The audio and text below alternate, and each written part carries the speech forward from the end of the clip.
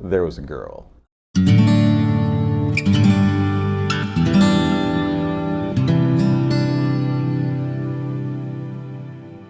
My name is Rob Corzine, and I am the Vice President of Programs for the St. Paul Center for Biblical Theology.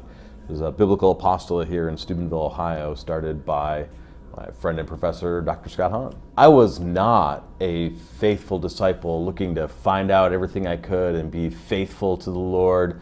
I was in the Church of Rob.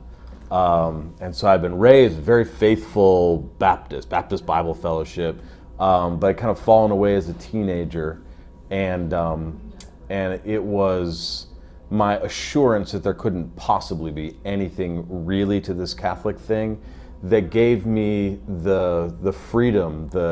My arrogance was the lever our Lord used to get behind my armor. As I said, I had been kind of fallen away a Baptist, and so I found myself doing what I really should have known better than to do in dating a Catholic girl.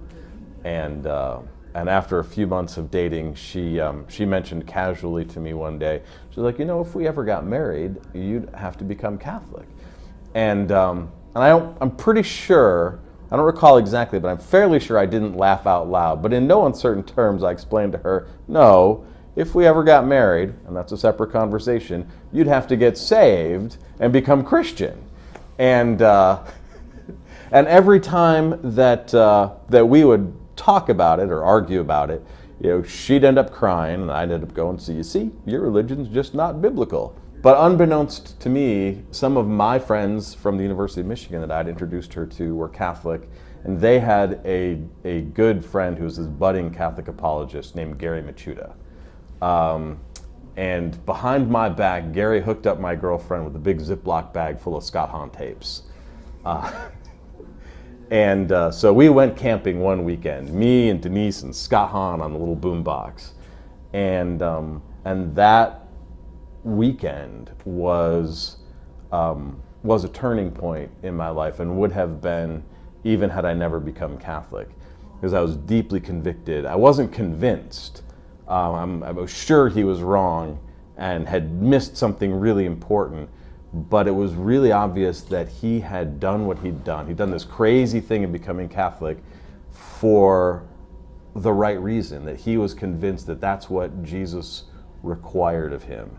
And I felt like here I was with the real, true Baptist faith, and I wasn't even willing to get out of bed on a Sunday morning. And had I never become Catholic, that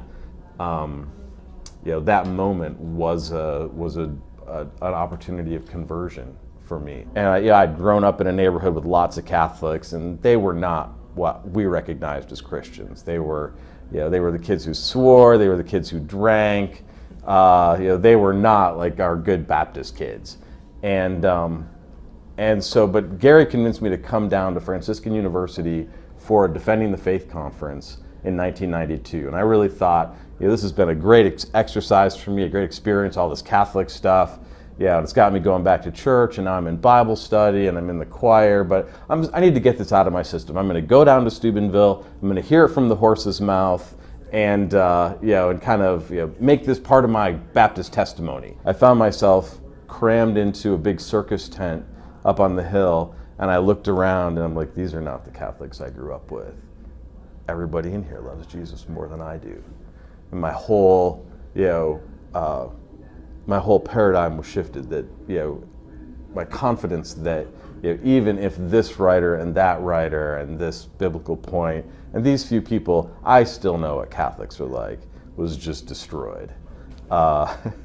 And that's kind of when it got serious. And a lot of conversion stories have that point where it goes from being, a really interesting detective story and you're learning lots, to like, all of a sudden, this is scary. This could change my life. And there were point by point doctrinal issues.